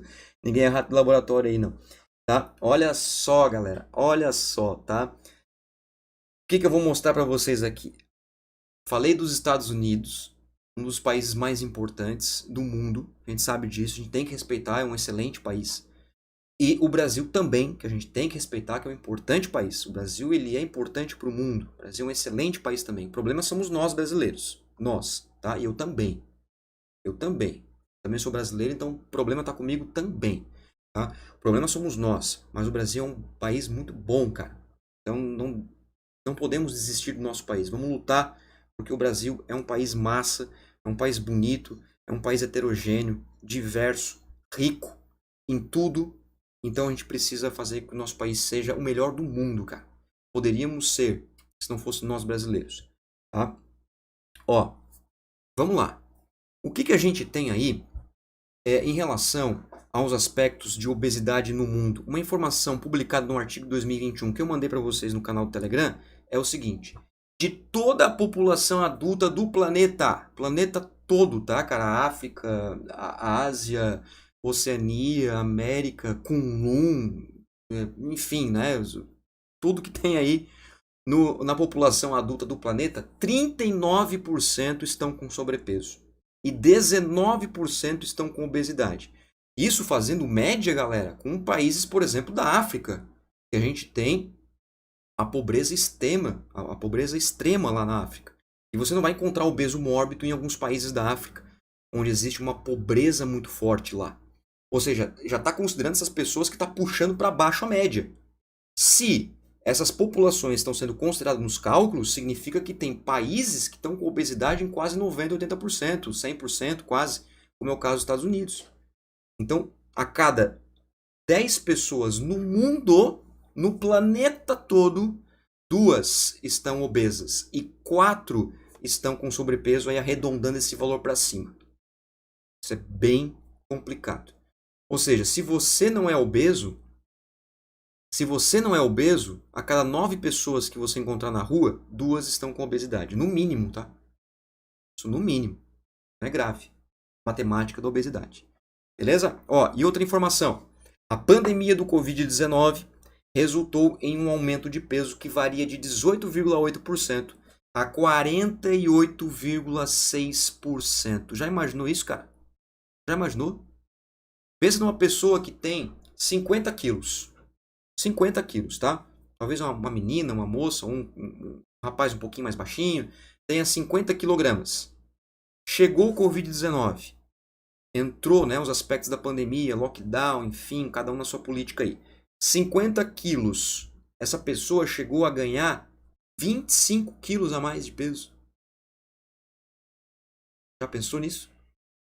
Você já pensou nisso em virtude dos aspectos de isolamento, depressão, compulsão alimentar, redução do sono, preocupação, ansiedade, tristeza e assim por diante? Ou seja, nós estamos vivenciando um marco histórico importante na sociedade mundial e nós estamos colhendo, né, as consequências disso. Tem coisas boas também que vieram, né, pessoal? Também teve coisas boas, tá? A literatura mostra que 33% das pessoas que nunca praticaram exercício físico começaram a praticar exercício em virtude da pandemia. E ficaram em casa, viram, por exemplo, nas mídias, a importância do exercício e começaram a se mexer. Começaram a procurar um profissional para poder prescrever o treino e assim por diante. Então, a gente pode sim sempre, né, ter um olhar positivo sobre o que acontece na nossa vida. É claro que o Covid-19 realmente mexeu demais com a gente, tá aí um grande fato. O artigo que eu mostrei para vocês lá no canal do Telegram mostra outras coisas bem interessantes, né, como por exemplo, o fato da sua relação com um possível cônjuge, né? Se você é casado, se você é solteiro, isso tem relação com aumento de peso? Sim, tá? Está tudo no artigo lá, tá? Consumo de peixes, ou seja, o tipo de alimentação, o tempo de hora sentado, o tempo nas redes sociais, que aumentou quase 90% em virtude da pandemia. Então aquele artigo tá show de bola para você conferir lá. Beleza? Vamos ver aqui no chat aqui, tá? Valeu, Christian. Show de bola. Ah, fake news sobre a Globo, complicado, né? Não vamos entrar nisso porque se a gente entrar nisso o YouTube derruba a live, né? Quero participar do grupo Telegram. Christian tá no link ali embaixo. Clica lá, fica à vontade, seja bem-vindo, tá? Roberto, o problema é que cada vez mais a educação física é retirada do currículo. Concordo plenamente. Isso é tema para outra live. A gente vai fazer uma live disso aí também, tá? Importante diferenciar atividade física e exercício físico. Calma que já vai chegar sobre isso aí. Relaxa. Fica tranquilo, vamos chegar nesse ponto aí. Amari, o que fazer se as academias não são consideradas essenciais? Dá para ver a preocupação da saúde pelas autoridades. Aí depende da região que você tá? Aqui é considerado essencial. Aqui, na região onde eu moro, é considerado essencial. 50 quilos eu. Ô Mari, 50 quilos você, então, ó, pode ser que a pandemia fez você ganhar 25 quilos. Já pensou? Já pensou 25 quilos na cintura, no abdômen e no glúteo caído, né? Não é nem aquele glúteo firme, já pensou? Aí, ó, não engordei, mas perdi muita massa muscular. Pois é. Acabou minha água, gente. Vamos lá, ó. Olha essas duas frases que agora vocês vão ficar de cara, meus amigos. Agora vocês vão ficar de cara. Mais uma vez, né? Vocês vão ficar de cara. Ó, quem não é visto não é lembrado. Já ouviu essa frase aí? Quem não é visto não é lembrado? Mas quem é muito visto é muito lembrado. Uma das justificativas do fato de você ter um aumento de peso, a obesidade está aumentando no Brasil e no mundo, a falta de atividade física, o comportamento sedentário, mas nós não falamos sobre a alimentação e sobre o que a pessoa faz longe do exercício físico. Então, nessa finaleira agora, nesses últimos minutos finais de tortura de vocês aí, nessa tarde de sábado, e que bom que vocês estão aqui, mais uma vez obrigado por vocês estarem aqui, saca só essa ideia aqui, agora é psicologia, tá, galera? Agora é psicologia comportamental, vocês vão pirar com isso aqui, vocês vão gostar, tá? Eu gosto disso aí, eu gosto de plantar sementinha no mal em vocês, ó. Quem não é visto não é lembrado, mas quem é muito visto é muito lembrado. Um dos principais fatores do aumento do peso corporal é o consumo calórico. Ou seja, a alimentação ela tem um fator direto, claro, isso não é novidade para ninguém, fator direto sobre o aumento do peso corporal. Mas talvez o que passa despercebido pela gente é como acontece a oferta dos produtos alimentares para a gente. É isso que a gente precisa discutir agora, tá? E aqui a gente vai discutir. Manda pra gente aí, manda pra mim, né? A gente não, é que eu tô com a cabeça na semana treinamento de corrida, tá eu e o Gustavo. Manda pra mim aqui as perguntas pra gente discutir, tá? Ou seja, você já percebeu que se você não tem um determinado alimento que você gosta tanto na geladeira, você não tem lá, você gosta de comer um alimento X. Se não tem na geladeira, você tem que estar em muita compulsão para sair de casa e comprar aquilo. Se você não está num estágio de compulsão elevada, você tolera, você deixa. Ou seja, quem não é visto não é lembrado. Mas se você tem, você consome. Tá? Uma das questões de tratamento para, por exemplo, alcoolismo é não ter álcool em casa. Parece besteira, não é? Mas é real. Porque se tem, você consome. Se não tem, não consome. Ou seja, quem não é visto não é lembrado, mas quem é visto é lembrado e a pessoa consome. Então existe, por exemplo, né, aquelas estratégias nutricionais que os nutricionistas fazem muito bem isso aí, que é justamente a terapia dos pratos, né? Para você ver, consumir com consciência. Então se atentem muito bem isso. Por que eu estou dizendo isso? Olha como é que eles fazem essa lavagem com a gente. Olha isso aqui. Olha isso aí. Quem não gosta disso, né? Acabei de comentar com vocês sobre as grandes redes, né, de hamburguerias. Eu não sei se eu falei nomes, não sei como é que o YouTube não derrubou. Né? Eu falei a empresa X e Y lá de hamburgueria. Você pode estar perguntando assim, o YouTube derruba mesmo? Assim, derruba, tá? O YouTube derruba a live. Se você fala algo que o robô do YouTube entenda que pode ser pejorativo, eles derrubam a live. Lembra da hamburgueria X e Y e Z que eu falei para vocês? Ó? Em 1950, tá? Um combinho. Vamos combinar, é gostoso, eu sei que é gostoso. É bom, né? Um refrigerantezinho, pode ser que você não goste, mas né, faz parte da cultura ocidental, né, latino-ocidental. Ó, um refrigerantezinho, um hambúrguer, um sanduíche, né, que tem alguns legumes, né, ou espécie de legumes, uma carne ali que vai saber de que procedência é, e uma batatinha. Olha só, aqui soda é refrigerante inglês, tá? Hambúrguer e fries, que é a batatinha. Na média, em 1950 a 71 anos atrás, o refri tinha 200 ml. Era essa minha canequinha aqui do YouTube. Essa canequinha tem 200 ml. Era esse o refri. O hambúrguerzinho era 110 gramas. E a batatinha era 70 gramas. Olha o que acontece nos dias atuais. Na média, tá, galera? Na média. Não é igual para todo mundo, é na média. Tem lugares que é maior, tem lugares que é menor. Chega a 1 litro o refrigerante. 350 gramas o refrigerante. Inclusive nos menus, nos cardápios das lanchonetes, dos restaurantes, vem a quantidade de carne, né? 120 gramas, 200 gramas, duplo com 2 carnes de 120 gramas. Meu Deus, cara, o cara tá comendo carne ali pra semana inteira, dependendo da dieta do indivíduo. E a batatinha 200 gramas. Aqui, ó, se a gente somar tudo, eu tenho 310, 380. Aqui eu tenho 1.350, 1.550, quase 5 vezes mais. Olha isso, cara. Se é ofertado isso aqui para você, você come. Se é ofertado isso para você, você come.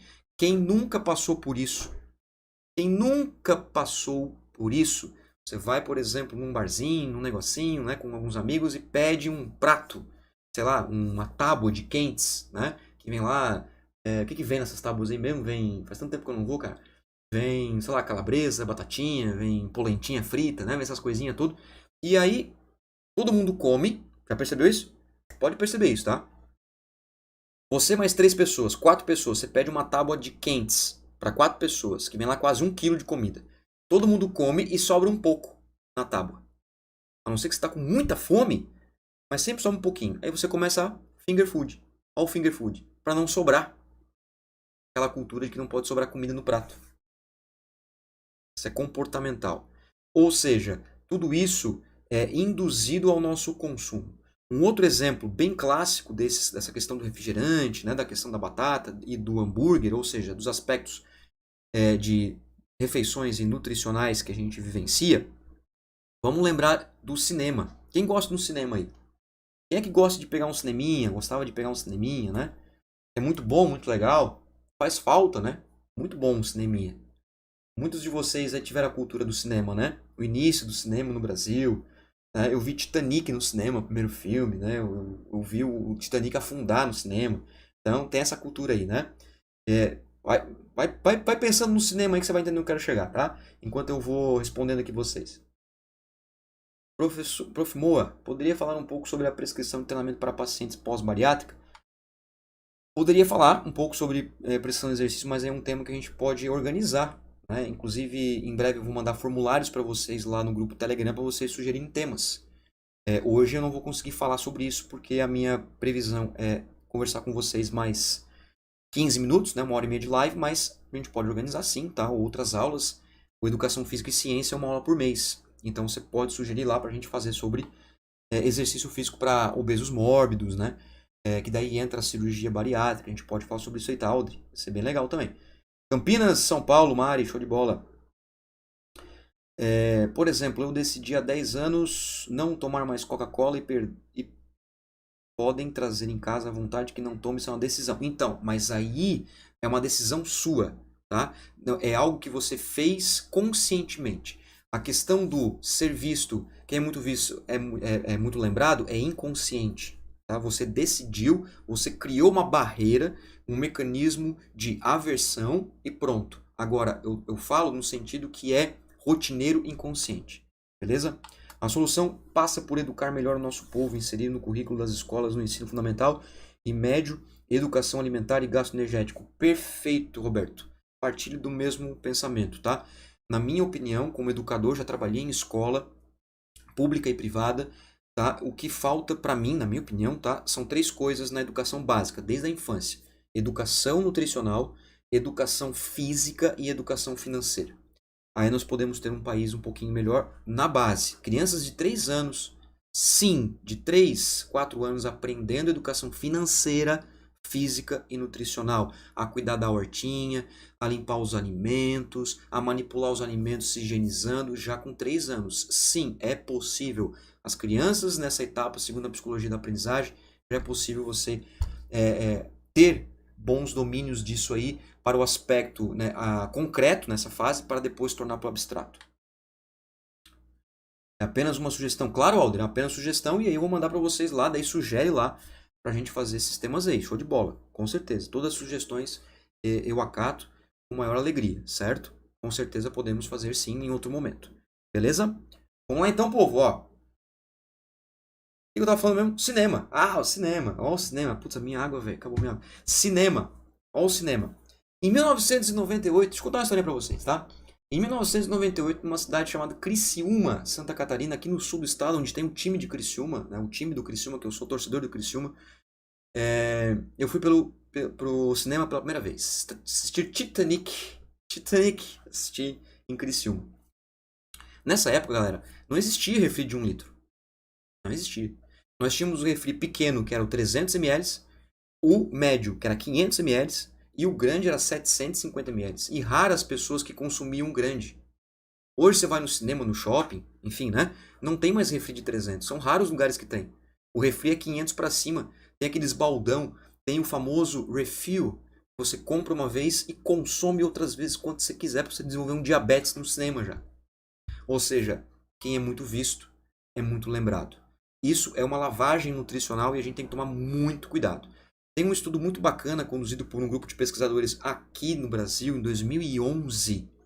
Eles identificaram que nos principais restaurantes das principais cidades do estado de São Paulo, era ofertado 56% a mais da quilocaloria necessária para um adulto normal nos pratos executivos, nos ditos pratos executivos, nas cidades principais do estado de São Paulo. Ou seja, você vai comer fora, né? Você está no intervalo de almoço, vai comer fora, vai fazer um prato pronto, né?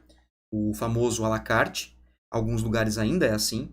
E você está consumindo 56% a mais do que realmente você precisaria, levando em consideração o indivíduo saudável normal, né, para aquela condição, levando em consideração a normativa de quilocalorias necessárias para condições normais. Olha só. Isso para um dia, né, galera? Imagina você consumir isso o ano inteiro. Quem é que come fora aqui no seu trabalho? Talvez hoje não, porque a gente está passando pela pandemia, né? Mas muitas pessoas vão comer fora, pago pela empresa, né? E assim por diante. Beleza? E mais aí, galera? Com certeza, professor Luiz, Islândia fez isso. A Islândia, eles estão em 2100 já. Eles estão muito à frente do nosso tempo, né? Melhor educação do mundo, né? Sem sombra de dúvida. É um dos melhores IDHs do planeta, né? Os países mais próximos ali ao Ártico, né? Noruega também, Suécia, Finlândia, né? Esses países aí, Islândia, entre outros, né? Show de bola. Isso é bom, mas os países são responsáveis pela alimentação das crianças e aí ferram, exatamente, mano. Bem isso aí. É bem isso. Eu não sei qual é a realidade aí de Campinas, né? Acho que é você que é de Campinas, né, Mari? Eu não sei a realidade aí de Campinas. Talvez eu não tô falando besteira, se você é de Campinas, é. Mas aqui em Florianópolis, Santa Catarina, capital de Santa Catarina, a gente tem um bom exemplo da educação alimentar na educação infantil. Inclusive é referência no Brasil. Tanto processo educacional na educação infantil, como que se faz nas atividades complementares com essas crianças. Eu tive a oportunidade de trabalhar com educação infantil em Florianópolis, vinculada à UFSC, quando eu fazia estágios, e realmente, cara, é outra realidade. Parece um mundo de conto de fadas. As crianças tudo bonitinha, não são aquelas crianças ranhentas, sabe? Aquelas crianças ranhentas, tem umas crianças, sabe aquelas crianças ranhentas assim? Não são, é umas crianças assim bonitinhas, cabelinho arrumado, e tudo no público. É tudo público, tá? Mas assim, parece um conto de fada, cara. Tudo bonitinho, as canequinhas, elas limpam as canequinhas, sabe? Joga o papel no chão, pega o papel no chão, joga no lixo. Parece um mundo à parte, assim. Aqui em Florianópolis tem alguns núcleos de educação infantil que são referência no Brasil, inclusive na alimentação. Então as crianças aprendem a plantar, bota o chapéuzinho de jardineiro, pega a enxadinha. Cara, é a coisa mais linda do mundo de ver, tá? Infelizmente não é uma realidade no Brasil todo. A gente sabe disso, mas é algo que pode ser feito. Se foi feito numa cidade, por que não pode ser feito no outro? Não é verdade? Mas vamos lá. Tranquilo aí, galera? Agora vamos lá, vamos finalizar aqui que eu quero deixar você inspirado mais uma vez, tá? A grande questão, né, Fangio? Vamos lá, vamos ver aqui. Regina, boa tarde, Regina. A grande questão, na minha opinião, é a globalização. O perfil em fotos do Brasil era muito diferente de hoje. Além de carros, controle remoto, muito alimento processado. Com certeza, com certeza. Mas, tá? Está melhorando. A Anvisa está em cima e a gente está melhorando bastante a questão dos processados, né? A adição de sódio. Hoje, você já pode observar que os alimentos são obrigados a vir com aquele tesão, né? O tesão, a letra T grande, para dizer que tem resquícios de alimentos transgênicos ali dentro. Então, assim, cara, trabalho de formiguinha, né? Trabalho de formiguinha e aí a gente vai conseguir chegar num ponto legal. Olha só. Beleza aí? Alguma dúvida mais? Genilza, alimentos esses sem valor nutricionais as pessoas podem até comer, mas não fazem a nutrição para as células, com certeza, sem sombra de dúvida. A gente chama isso de calorias vazias, os empty calls, tá? Os empty calls, as calorias vazias. Olha essa imagem, olha que legal essa imagem, tá? O mundo inativo. Aqui a gente tem 3 gráficos de pizza. Um gráfico de pizza aqui na América do Norte, um gráfico de pizza aqui na Europa e um gráfico de pizza, já que tá falando de comida, né? Um gráfico de pizza aqui na Oceania, no sul da Ásia e na Oceania, tá? Países africanos e latinos que se explodam, né? Como a gente não vale nada para o mundo, então que se exploda. Olha só, o que significa essas informações, tá? O verdinho, imagine que é um relógio, tá? Imagine que é um relógio de tempo, tirando o sono, tá? De tempo que você faz as atividades no seu dia a dia.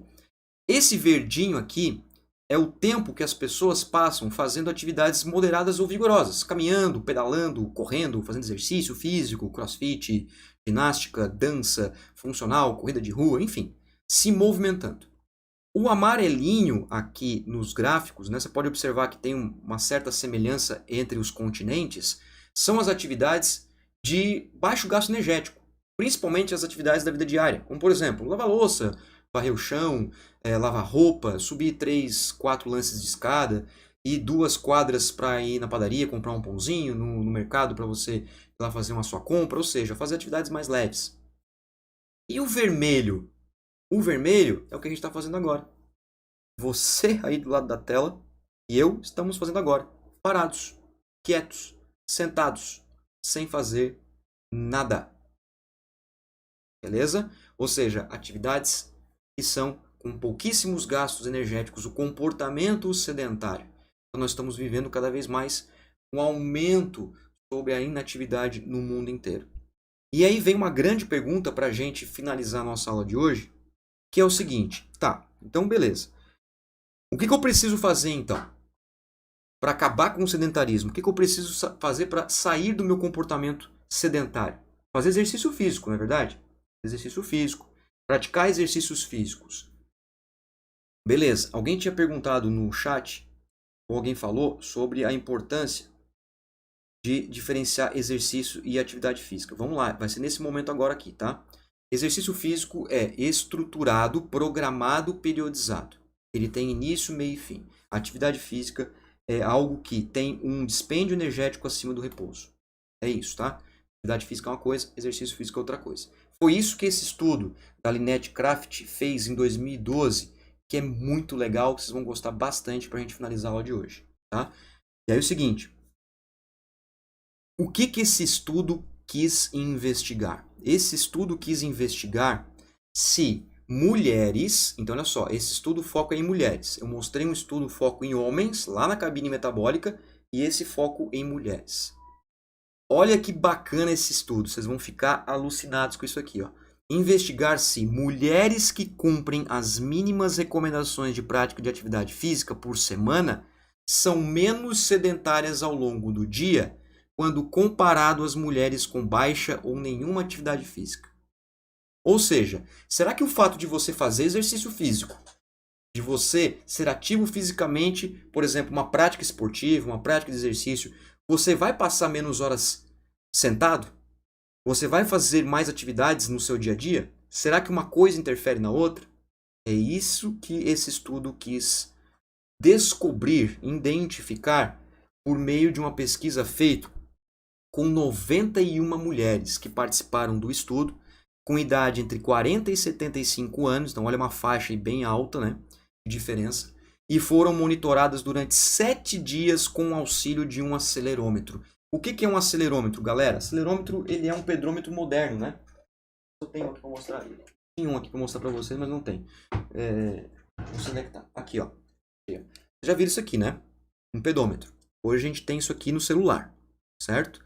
Só que esses aqui eles são mais fidedignos, né? Existem aparelhos que nem esses aqui, muito mais sofisticados, que fazem, por exemplo, a contagem do tempo das suas ações durante o dia. O tempo em pé, o tempo sentado, tá? Quantos movimentos para o lado, para o outro você faz. Então ele é um aparelho muito mais sofisticado. Isso é um acelerômetro. Beleza? Isso é um acelerômetro, tá? Bom, e aí o seguinte, foram avaliados o tempo sentado, o tempo em pé e o tempo caminhando. Ou seja, meus queridos, esse grupo de autores, eles não investigaram o exercício físico, eles investigaram o que as pessoas faziam fora do exercício físico, além do exercício físico, o seu comportamento fora da academia, o seu comportamento fora do clube, fora do personal trainer. Era o que as pessoas faziam longe, mulheres nesse estudo aqui, mais especificamente. Você vai ficar bem preocupado com o que eu vou mostrar aqui, um estudo clássico na literatura de 2012. Beleza? Antes de eu mostrar para vocês outras informações do artigo, continuar discutindo isso com vocês, tá? Claro que também eles fizeram análise do tempo de exercício físico, mas aqui não vai ser o foco. O foco vai ser nas outras atividades, tá? Antes de eu mostrar o resto aqui para vocês, ó, eu vou responder aqui as perguntas, tá? Professor, a indústria dos alimentos e bebidas gaseificadas podem ser responsabilizadas por causar doença na pessoa? Isso é uma grande discussão, né? Porque daí a gente tem a Anvisa que libera, né? A gente tem a Anvisa que libera os produtos com as quantidades teto e as empresas fazem isso, então não tem muito o que fazer, né? É briga de cachorro grande, digamos assim, né? Não, ninguém é obrigado a comer, muito mais no Brasil, onde a justiça nunca beneficia os mais pobres. Não entendi o comentário. Verdade, Fanjo, verdade, professor, uma conquista para a sociedade e agora usar a sociedade com moderação. É isso aí. Eu acho que eu entendi. É isso aí. Regina, parabéns, professor. Excelente conteúdo disponibilizado. Muito obrigado, Regina. Ó, vamos lá. Então é o seguinte. Como que esse estudo foi conduzido, galera? Esse estudo foi feito com 91 mulheres. O que os pesquisadores fizeram? Colocaram um acelerômetro em cada uma dessas mulheres e esse acelerômetro foi contando as ações das pessoas por 7 dias, tá? 7 dias. Por 7 dias. A gente sabe que a recomendação para o nível de atividade física mínimo mudou recentemente, tá? Como esse artigo foi publicado em 2012, a recomendação mínima aqui era aqueles 150 minutos. Hoje, a Organização Mundial da Saúde já preconiza 300 minutos. Isso nós já tínhamos escrito num artigo em 2015 já. Um artigo do meu grupo de pesquisa, já tínhamos escrito um estudo sobre o mínimo de 300 minutos de atividade física, de exercício, na verdade, não é nem de atividade física, tá? De exercício físico para pacientes com esteatose hepática. E aí agora em 2020 para 2021, a OMS lança que o mínimo recomendado são 300 minutos. Muito bem. Mas nesse ano aí, 2012, era 150 minutos. O que esses autores fizeram então? Acompanharam essas mulheres, tá? Essas mulheres tinham a sua vida normal, vida louca, tranquilo, tá? Não mudaram sua alimentação, fizeram as coisas normalmente. Elas foram só instruídas a usar corretamente o acelerômetro. Colocar quando acordassem, retirar quando tomassem banho, retirar quando fosse dormir. Então tinha, né, claro, todo o suporte para usar o aparelho. Em caso de problema tinha que ligar, enfim. Mas não foi mexido na rotina da pessoa. As pessoas faziam as coisas como tinham que fazer. Algumas mulheres eram mais ativas, outras mulheres menos ativas, que esse gráfico mostra para vocês, tá? O que esse gráfico está mostrando?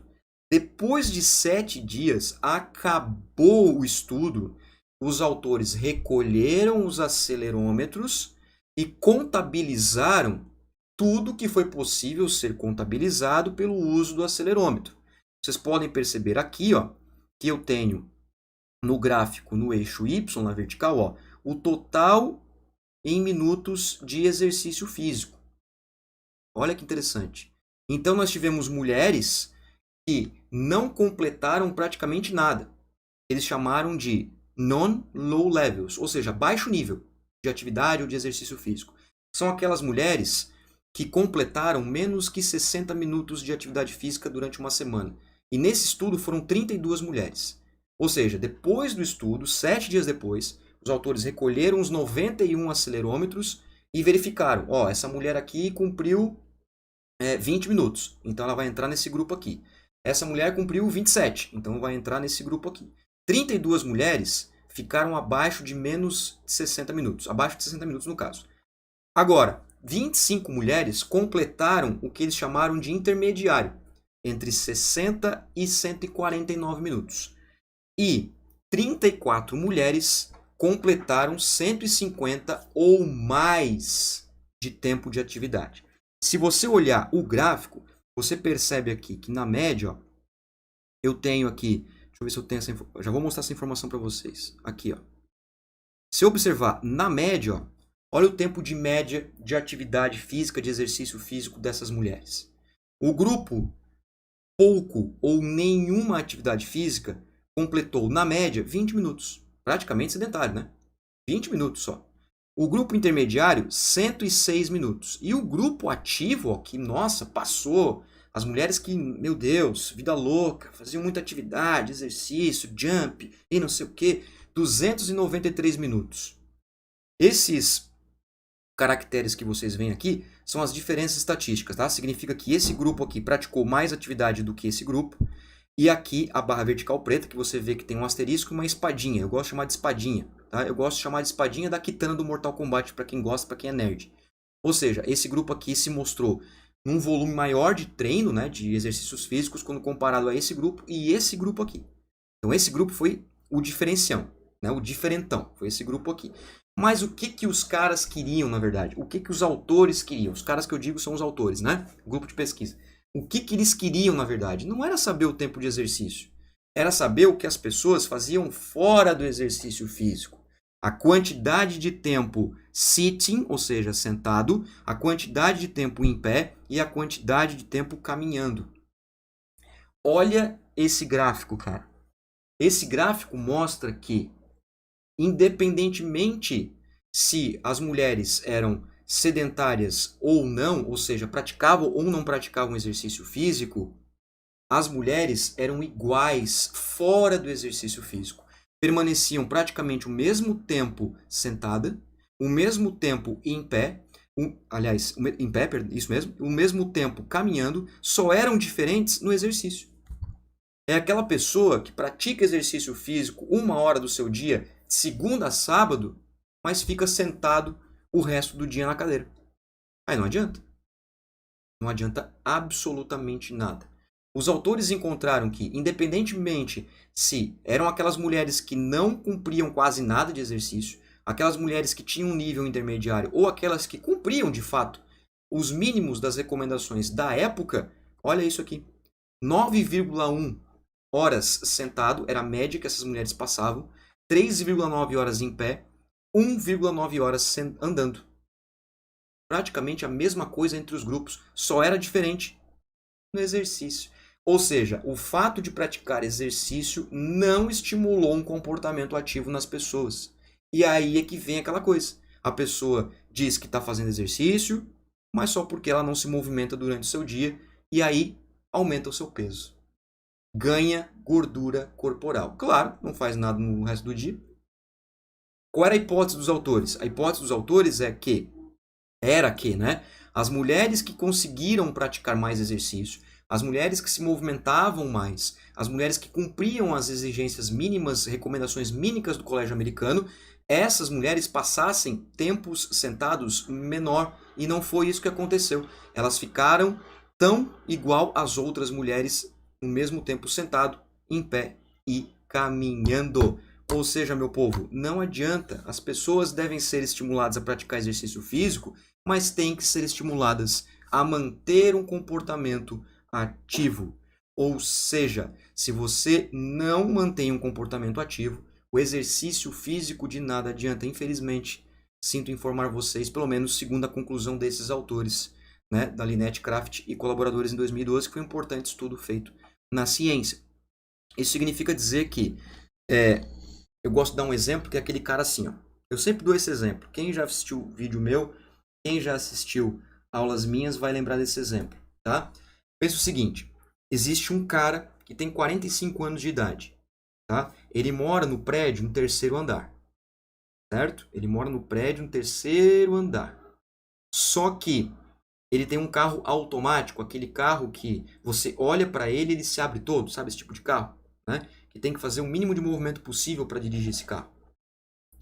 Ele levanta cedão, né? Porque ele é foda, ele levanta cedão e vai trabalhar, beleza? O trabalho dele é 3 quadras da casa dele. Ele vai de carro automático.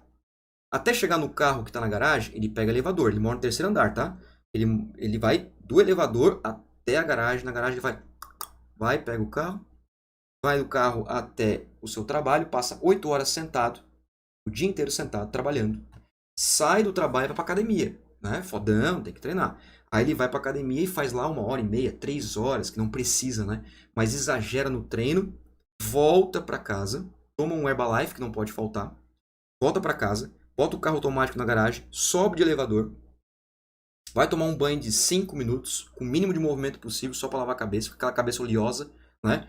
Aí vai comer uma besteira, senta no sofá, liga a televisão, vai assistir Sport TV 3 para assistir Bragantino e 15 de Piracicaba até dormir. Mas ele cumpriu 1 hora de exercício por dia. Mas e o comportamento ativo dessa pessoa? Não adianta, gente. A gente tem que estimular o comportamento ativo. A gente tem que estimular as outras 23 horas que o aluno não fica com a gente a se movimentar.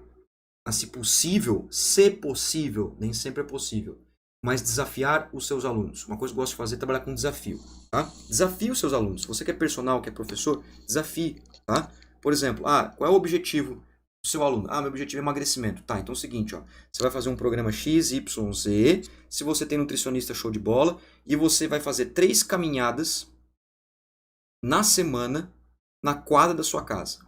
O aluno vai achar estranho, tá? Mas por quê? Porque eu quero que você acumule tempo de atividade física. Eu quero que você tenha atividade física acumulada. Então você vai caminhar 3 vezes na quadra da sua casa. Não tenho tempo, tenho que brincar com meu filho. Pega o teu filho e vai caminhar com o teu filho, cara.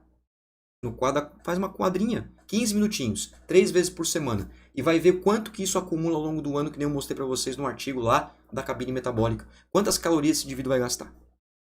Fechou? Por isso, a importância de se manter um comportamento ativo. E como o tema da aula de hoje é matemática da obesidade, e tudo que a gente mostrou aqui, né, tudo que eu mostrei para vocês foram números e números e números e números, então, uma mensagem final para vocês, tá? E também é a partir da questão matemática. Ó. O segredo da longevidade é comer a metade, andar o dobro e rir o triplo. Beleza? Com isso, eu finalizo, então, a apresentação de hoje para vocês aqui na Educação Física e Ciência. Vou dar uma olhadinha aqui no chat agora, para a gente continuar as respostas aí. Beleza? Vamos lá. Ó. Se não me engano, apresentei esse estudo na faculdade ano retrasado. Coisa linda. Prof, qual seria o aparato ou aparelho mais fácil para mensurar a EPOC com fidedignidade? Bom, aí gasto energético a gente pode utilizar um relógio inteligente, né? Tem alguns relógios inteligentes que já conseguem fazer essa mensuração calórica, mas ainda tem um custo um pouquinho elevado, né? Não se preocupe com EPOC, tá? Já te dou a ideia aí. Não se preocupa com EPOC. Vamos lá, Roberto, explica o que falei. No Brasil, a justiça não vai condenar uma multinacional, Coca-Cola, McDonald's, se um obeso entrar na justiça acionando essas empresas responsabilizando por estar obeso. Exatamente. Por quê? Porque a obesidade ainda não é considerado de fins realmente legislativos como doença, mas câncer sim, tá? A gente já tem, por exemplo, algumas empresas que já foram indiciadas, inclusive condenadas, por exemplo, por lançamento de produtos químicos em água que desenvolveram câncer em pessoas. Então, é uma boa ideia, né? O alimento, obesidade, que pode ser um crime contra a sociedade, né? Excelente, Roberto. Excelente comentário. Obrigado, cara. Imagina eu que tinha que trabalhar horas sentadas no call center. Tô vendo o resultado hoje. Tá vendo, Mário? E o call center, tá? Devido à sua especificidade laboral, que a gente chama, alguns anos atrás, eles foram adicionados na norma regulamentadora número 17, que é a NR17 da ergonomia. Ou seja, até então eles não tinham o amparo legislativo pelas NRs, né? Ou seja, eles começaram a ter um olhar diferenciado justamente porque dentro dessa atividade laboral do call center, a gente tem uma série de fatores de risco laborais, né? Como, por exemplo, fatores físicos, como ruído, iluminação, estressores psicológicos, como, por exemplo, o próprio atendimento e assim por diante. Eu já dei aula de ergonomia, por isso que eu estou falando isso, certo? A eterna dúvida, o que é mais importante para emagrecer? Nutrição ou exercício físico? Coloque essas duas verdades na cabeça das pessoas e tudo será diferente. Com certeza, Roberto, alimentação e exercício físico, os dois juntos são excelentes, né? Galera, alguma dúvida aí, ó? Eu vou deixar essa imagem para vocês aí, tá? Essa frase que eu gosto bastante na nossa aula de hoje, Educação Física e Ciência. A minha ideia era trazer uma aula para vocês de 1h30 a 2 horas. Então, estamos dentro do tempo.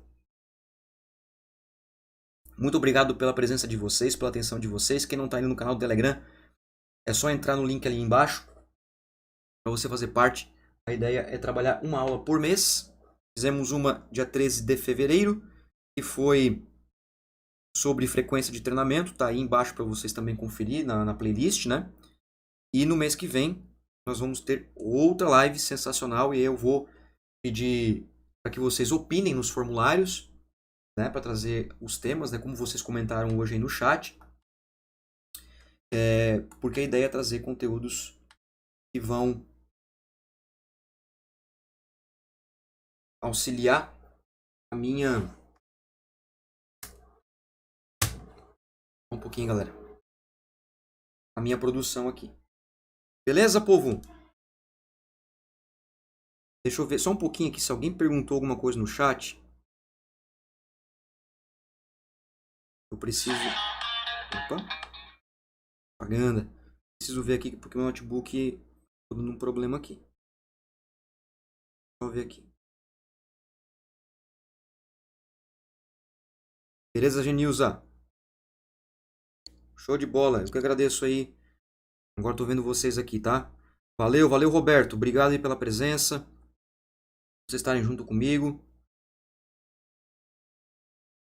Poderia falar sobre a questão da intensidade de treino mais eficaz para o emagrecimento? A Regina pergunta sobre a intensidade mais eficiente. Eu vou dizer o seguinte para você: a intensidade mais eficiente são todas. Oscilação de carga de treino.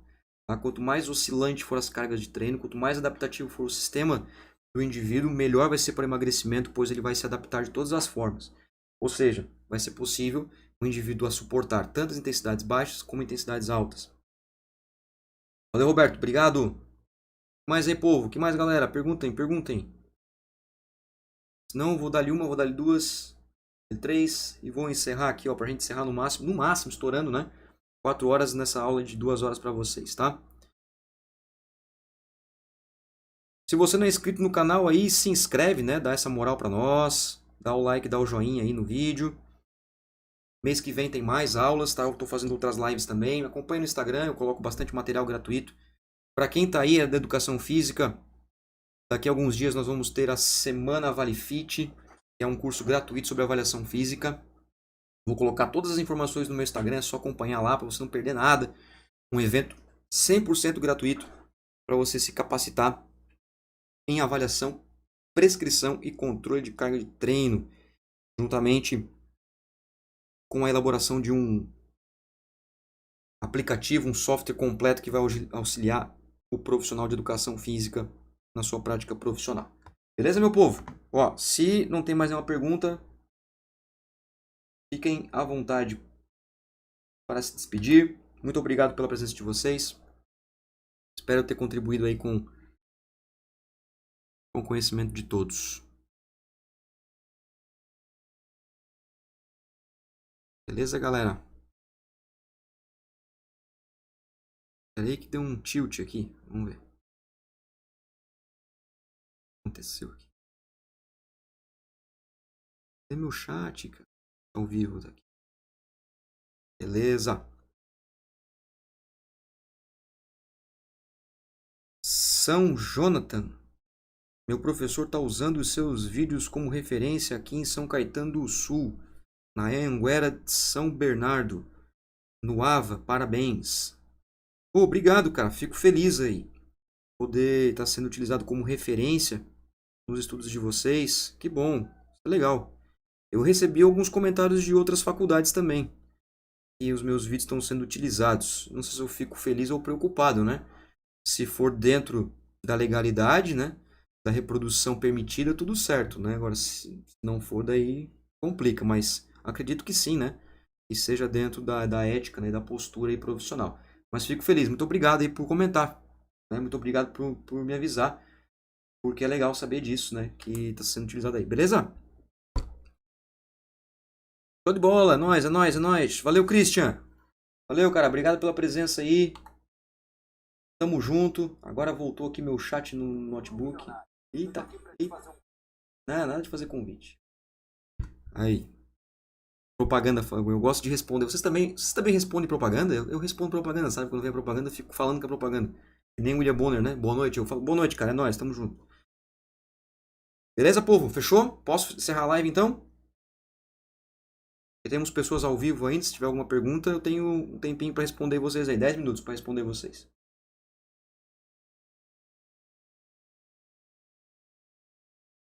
Valeu então?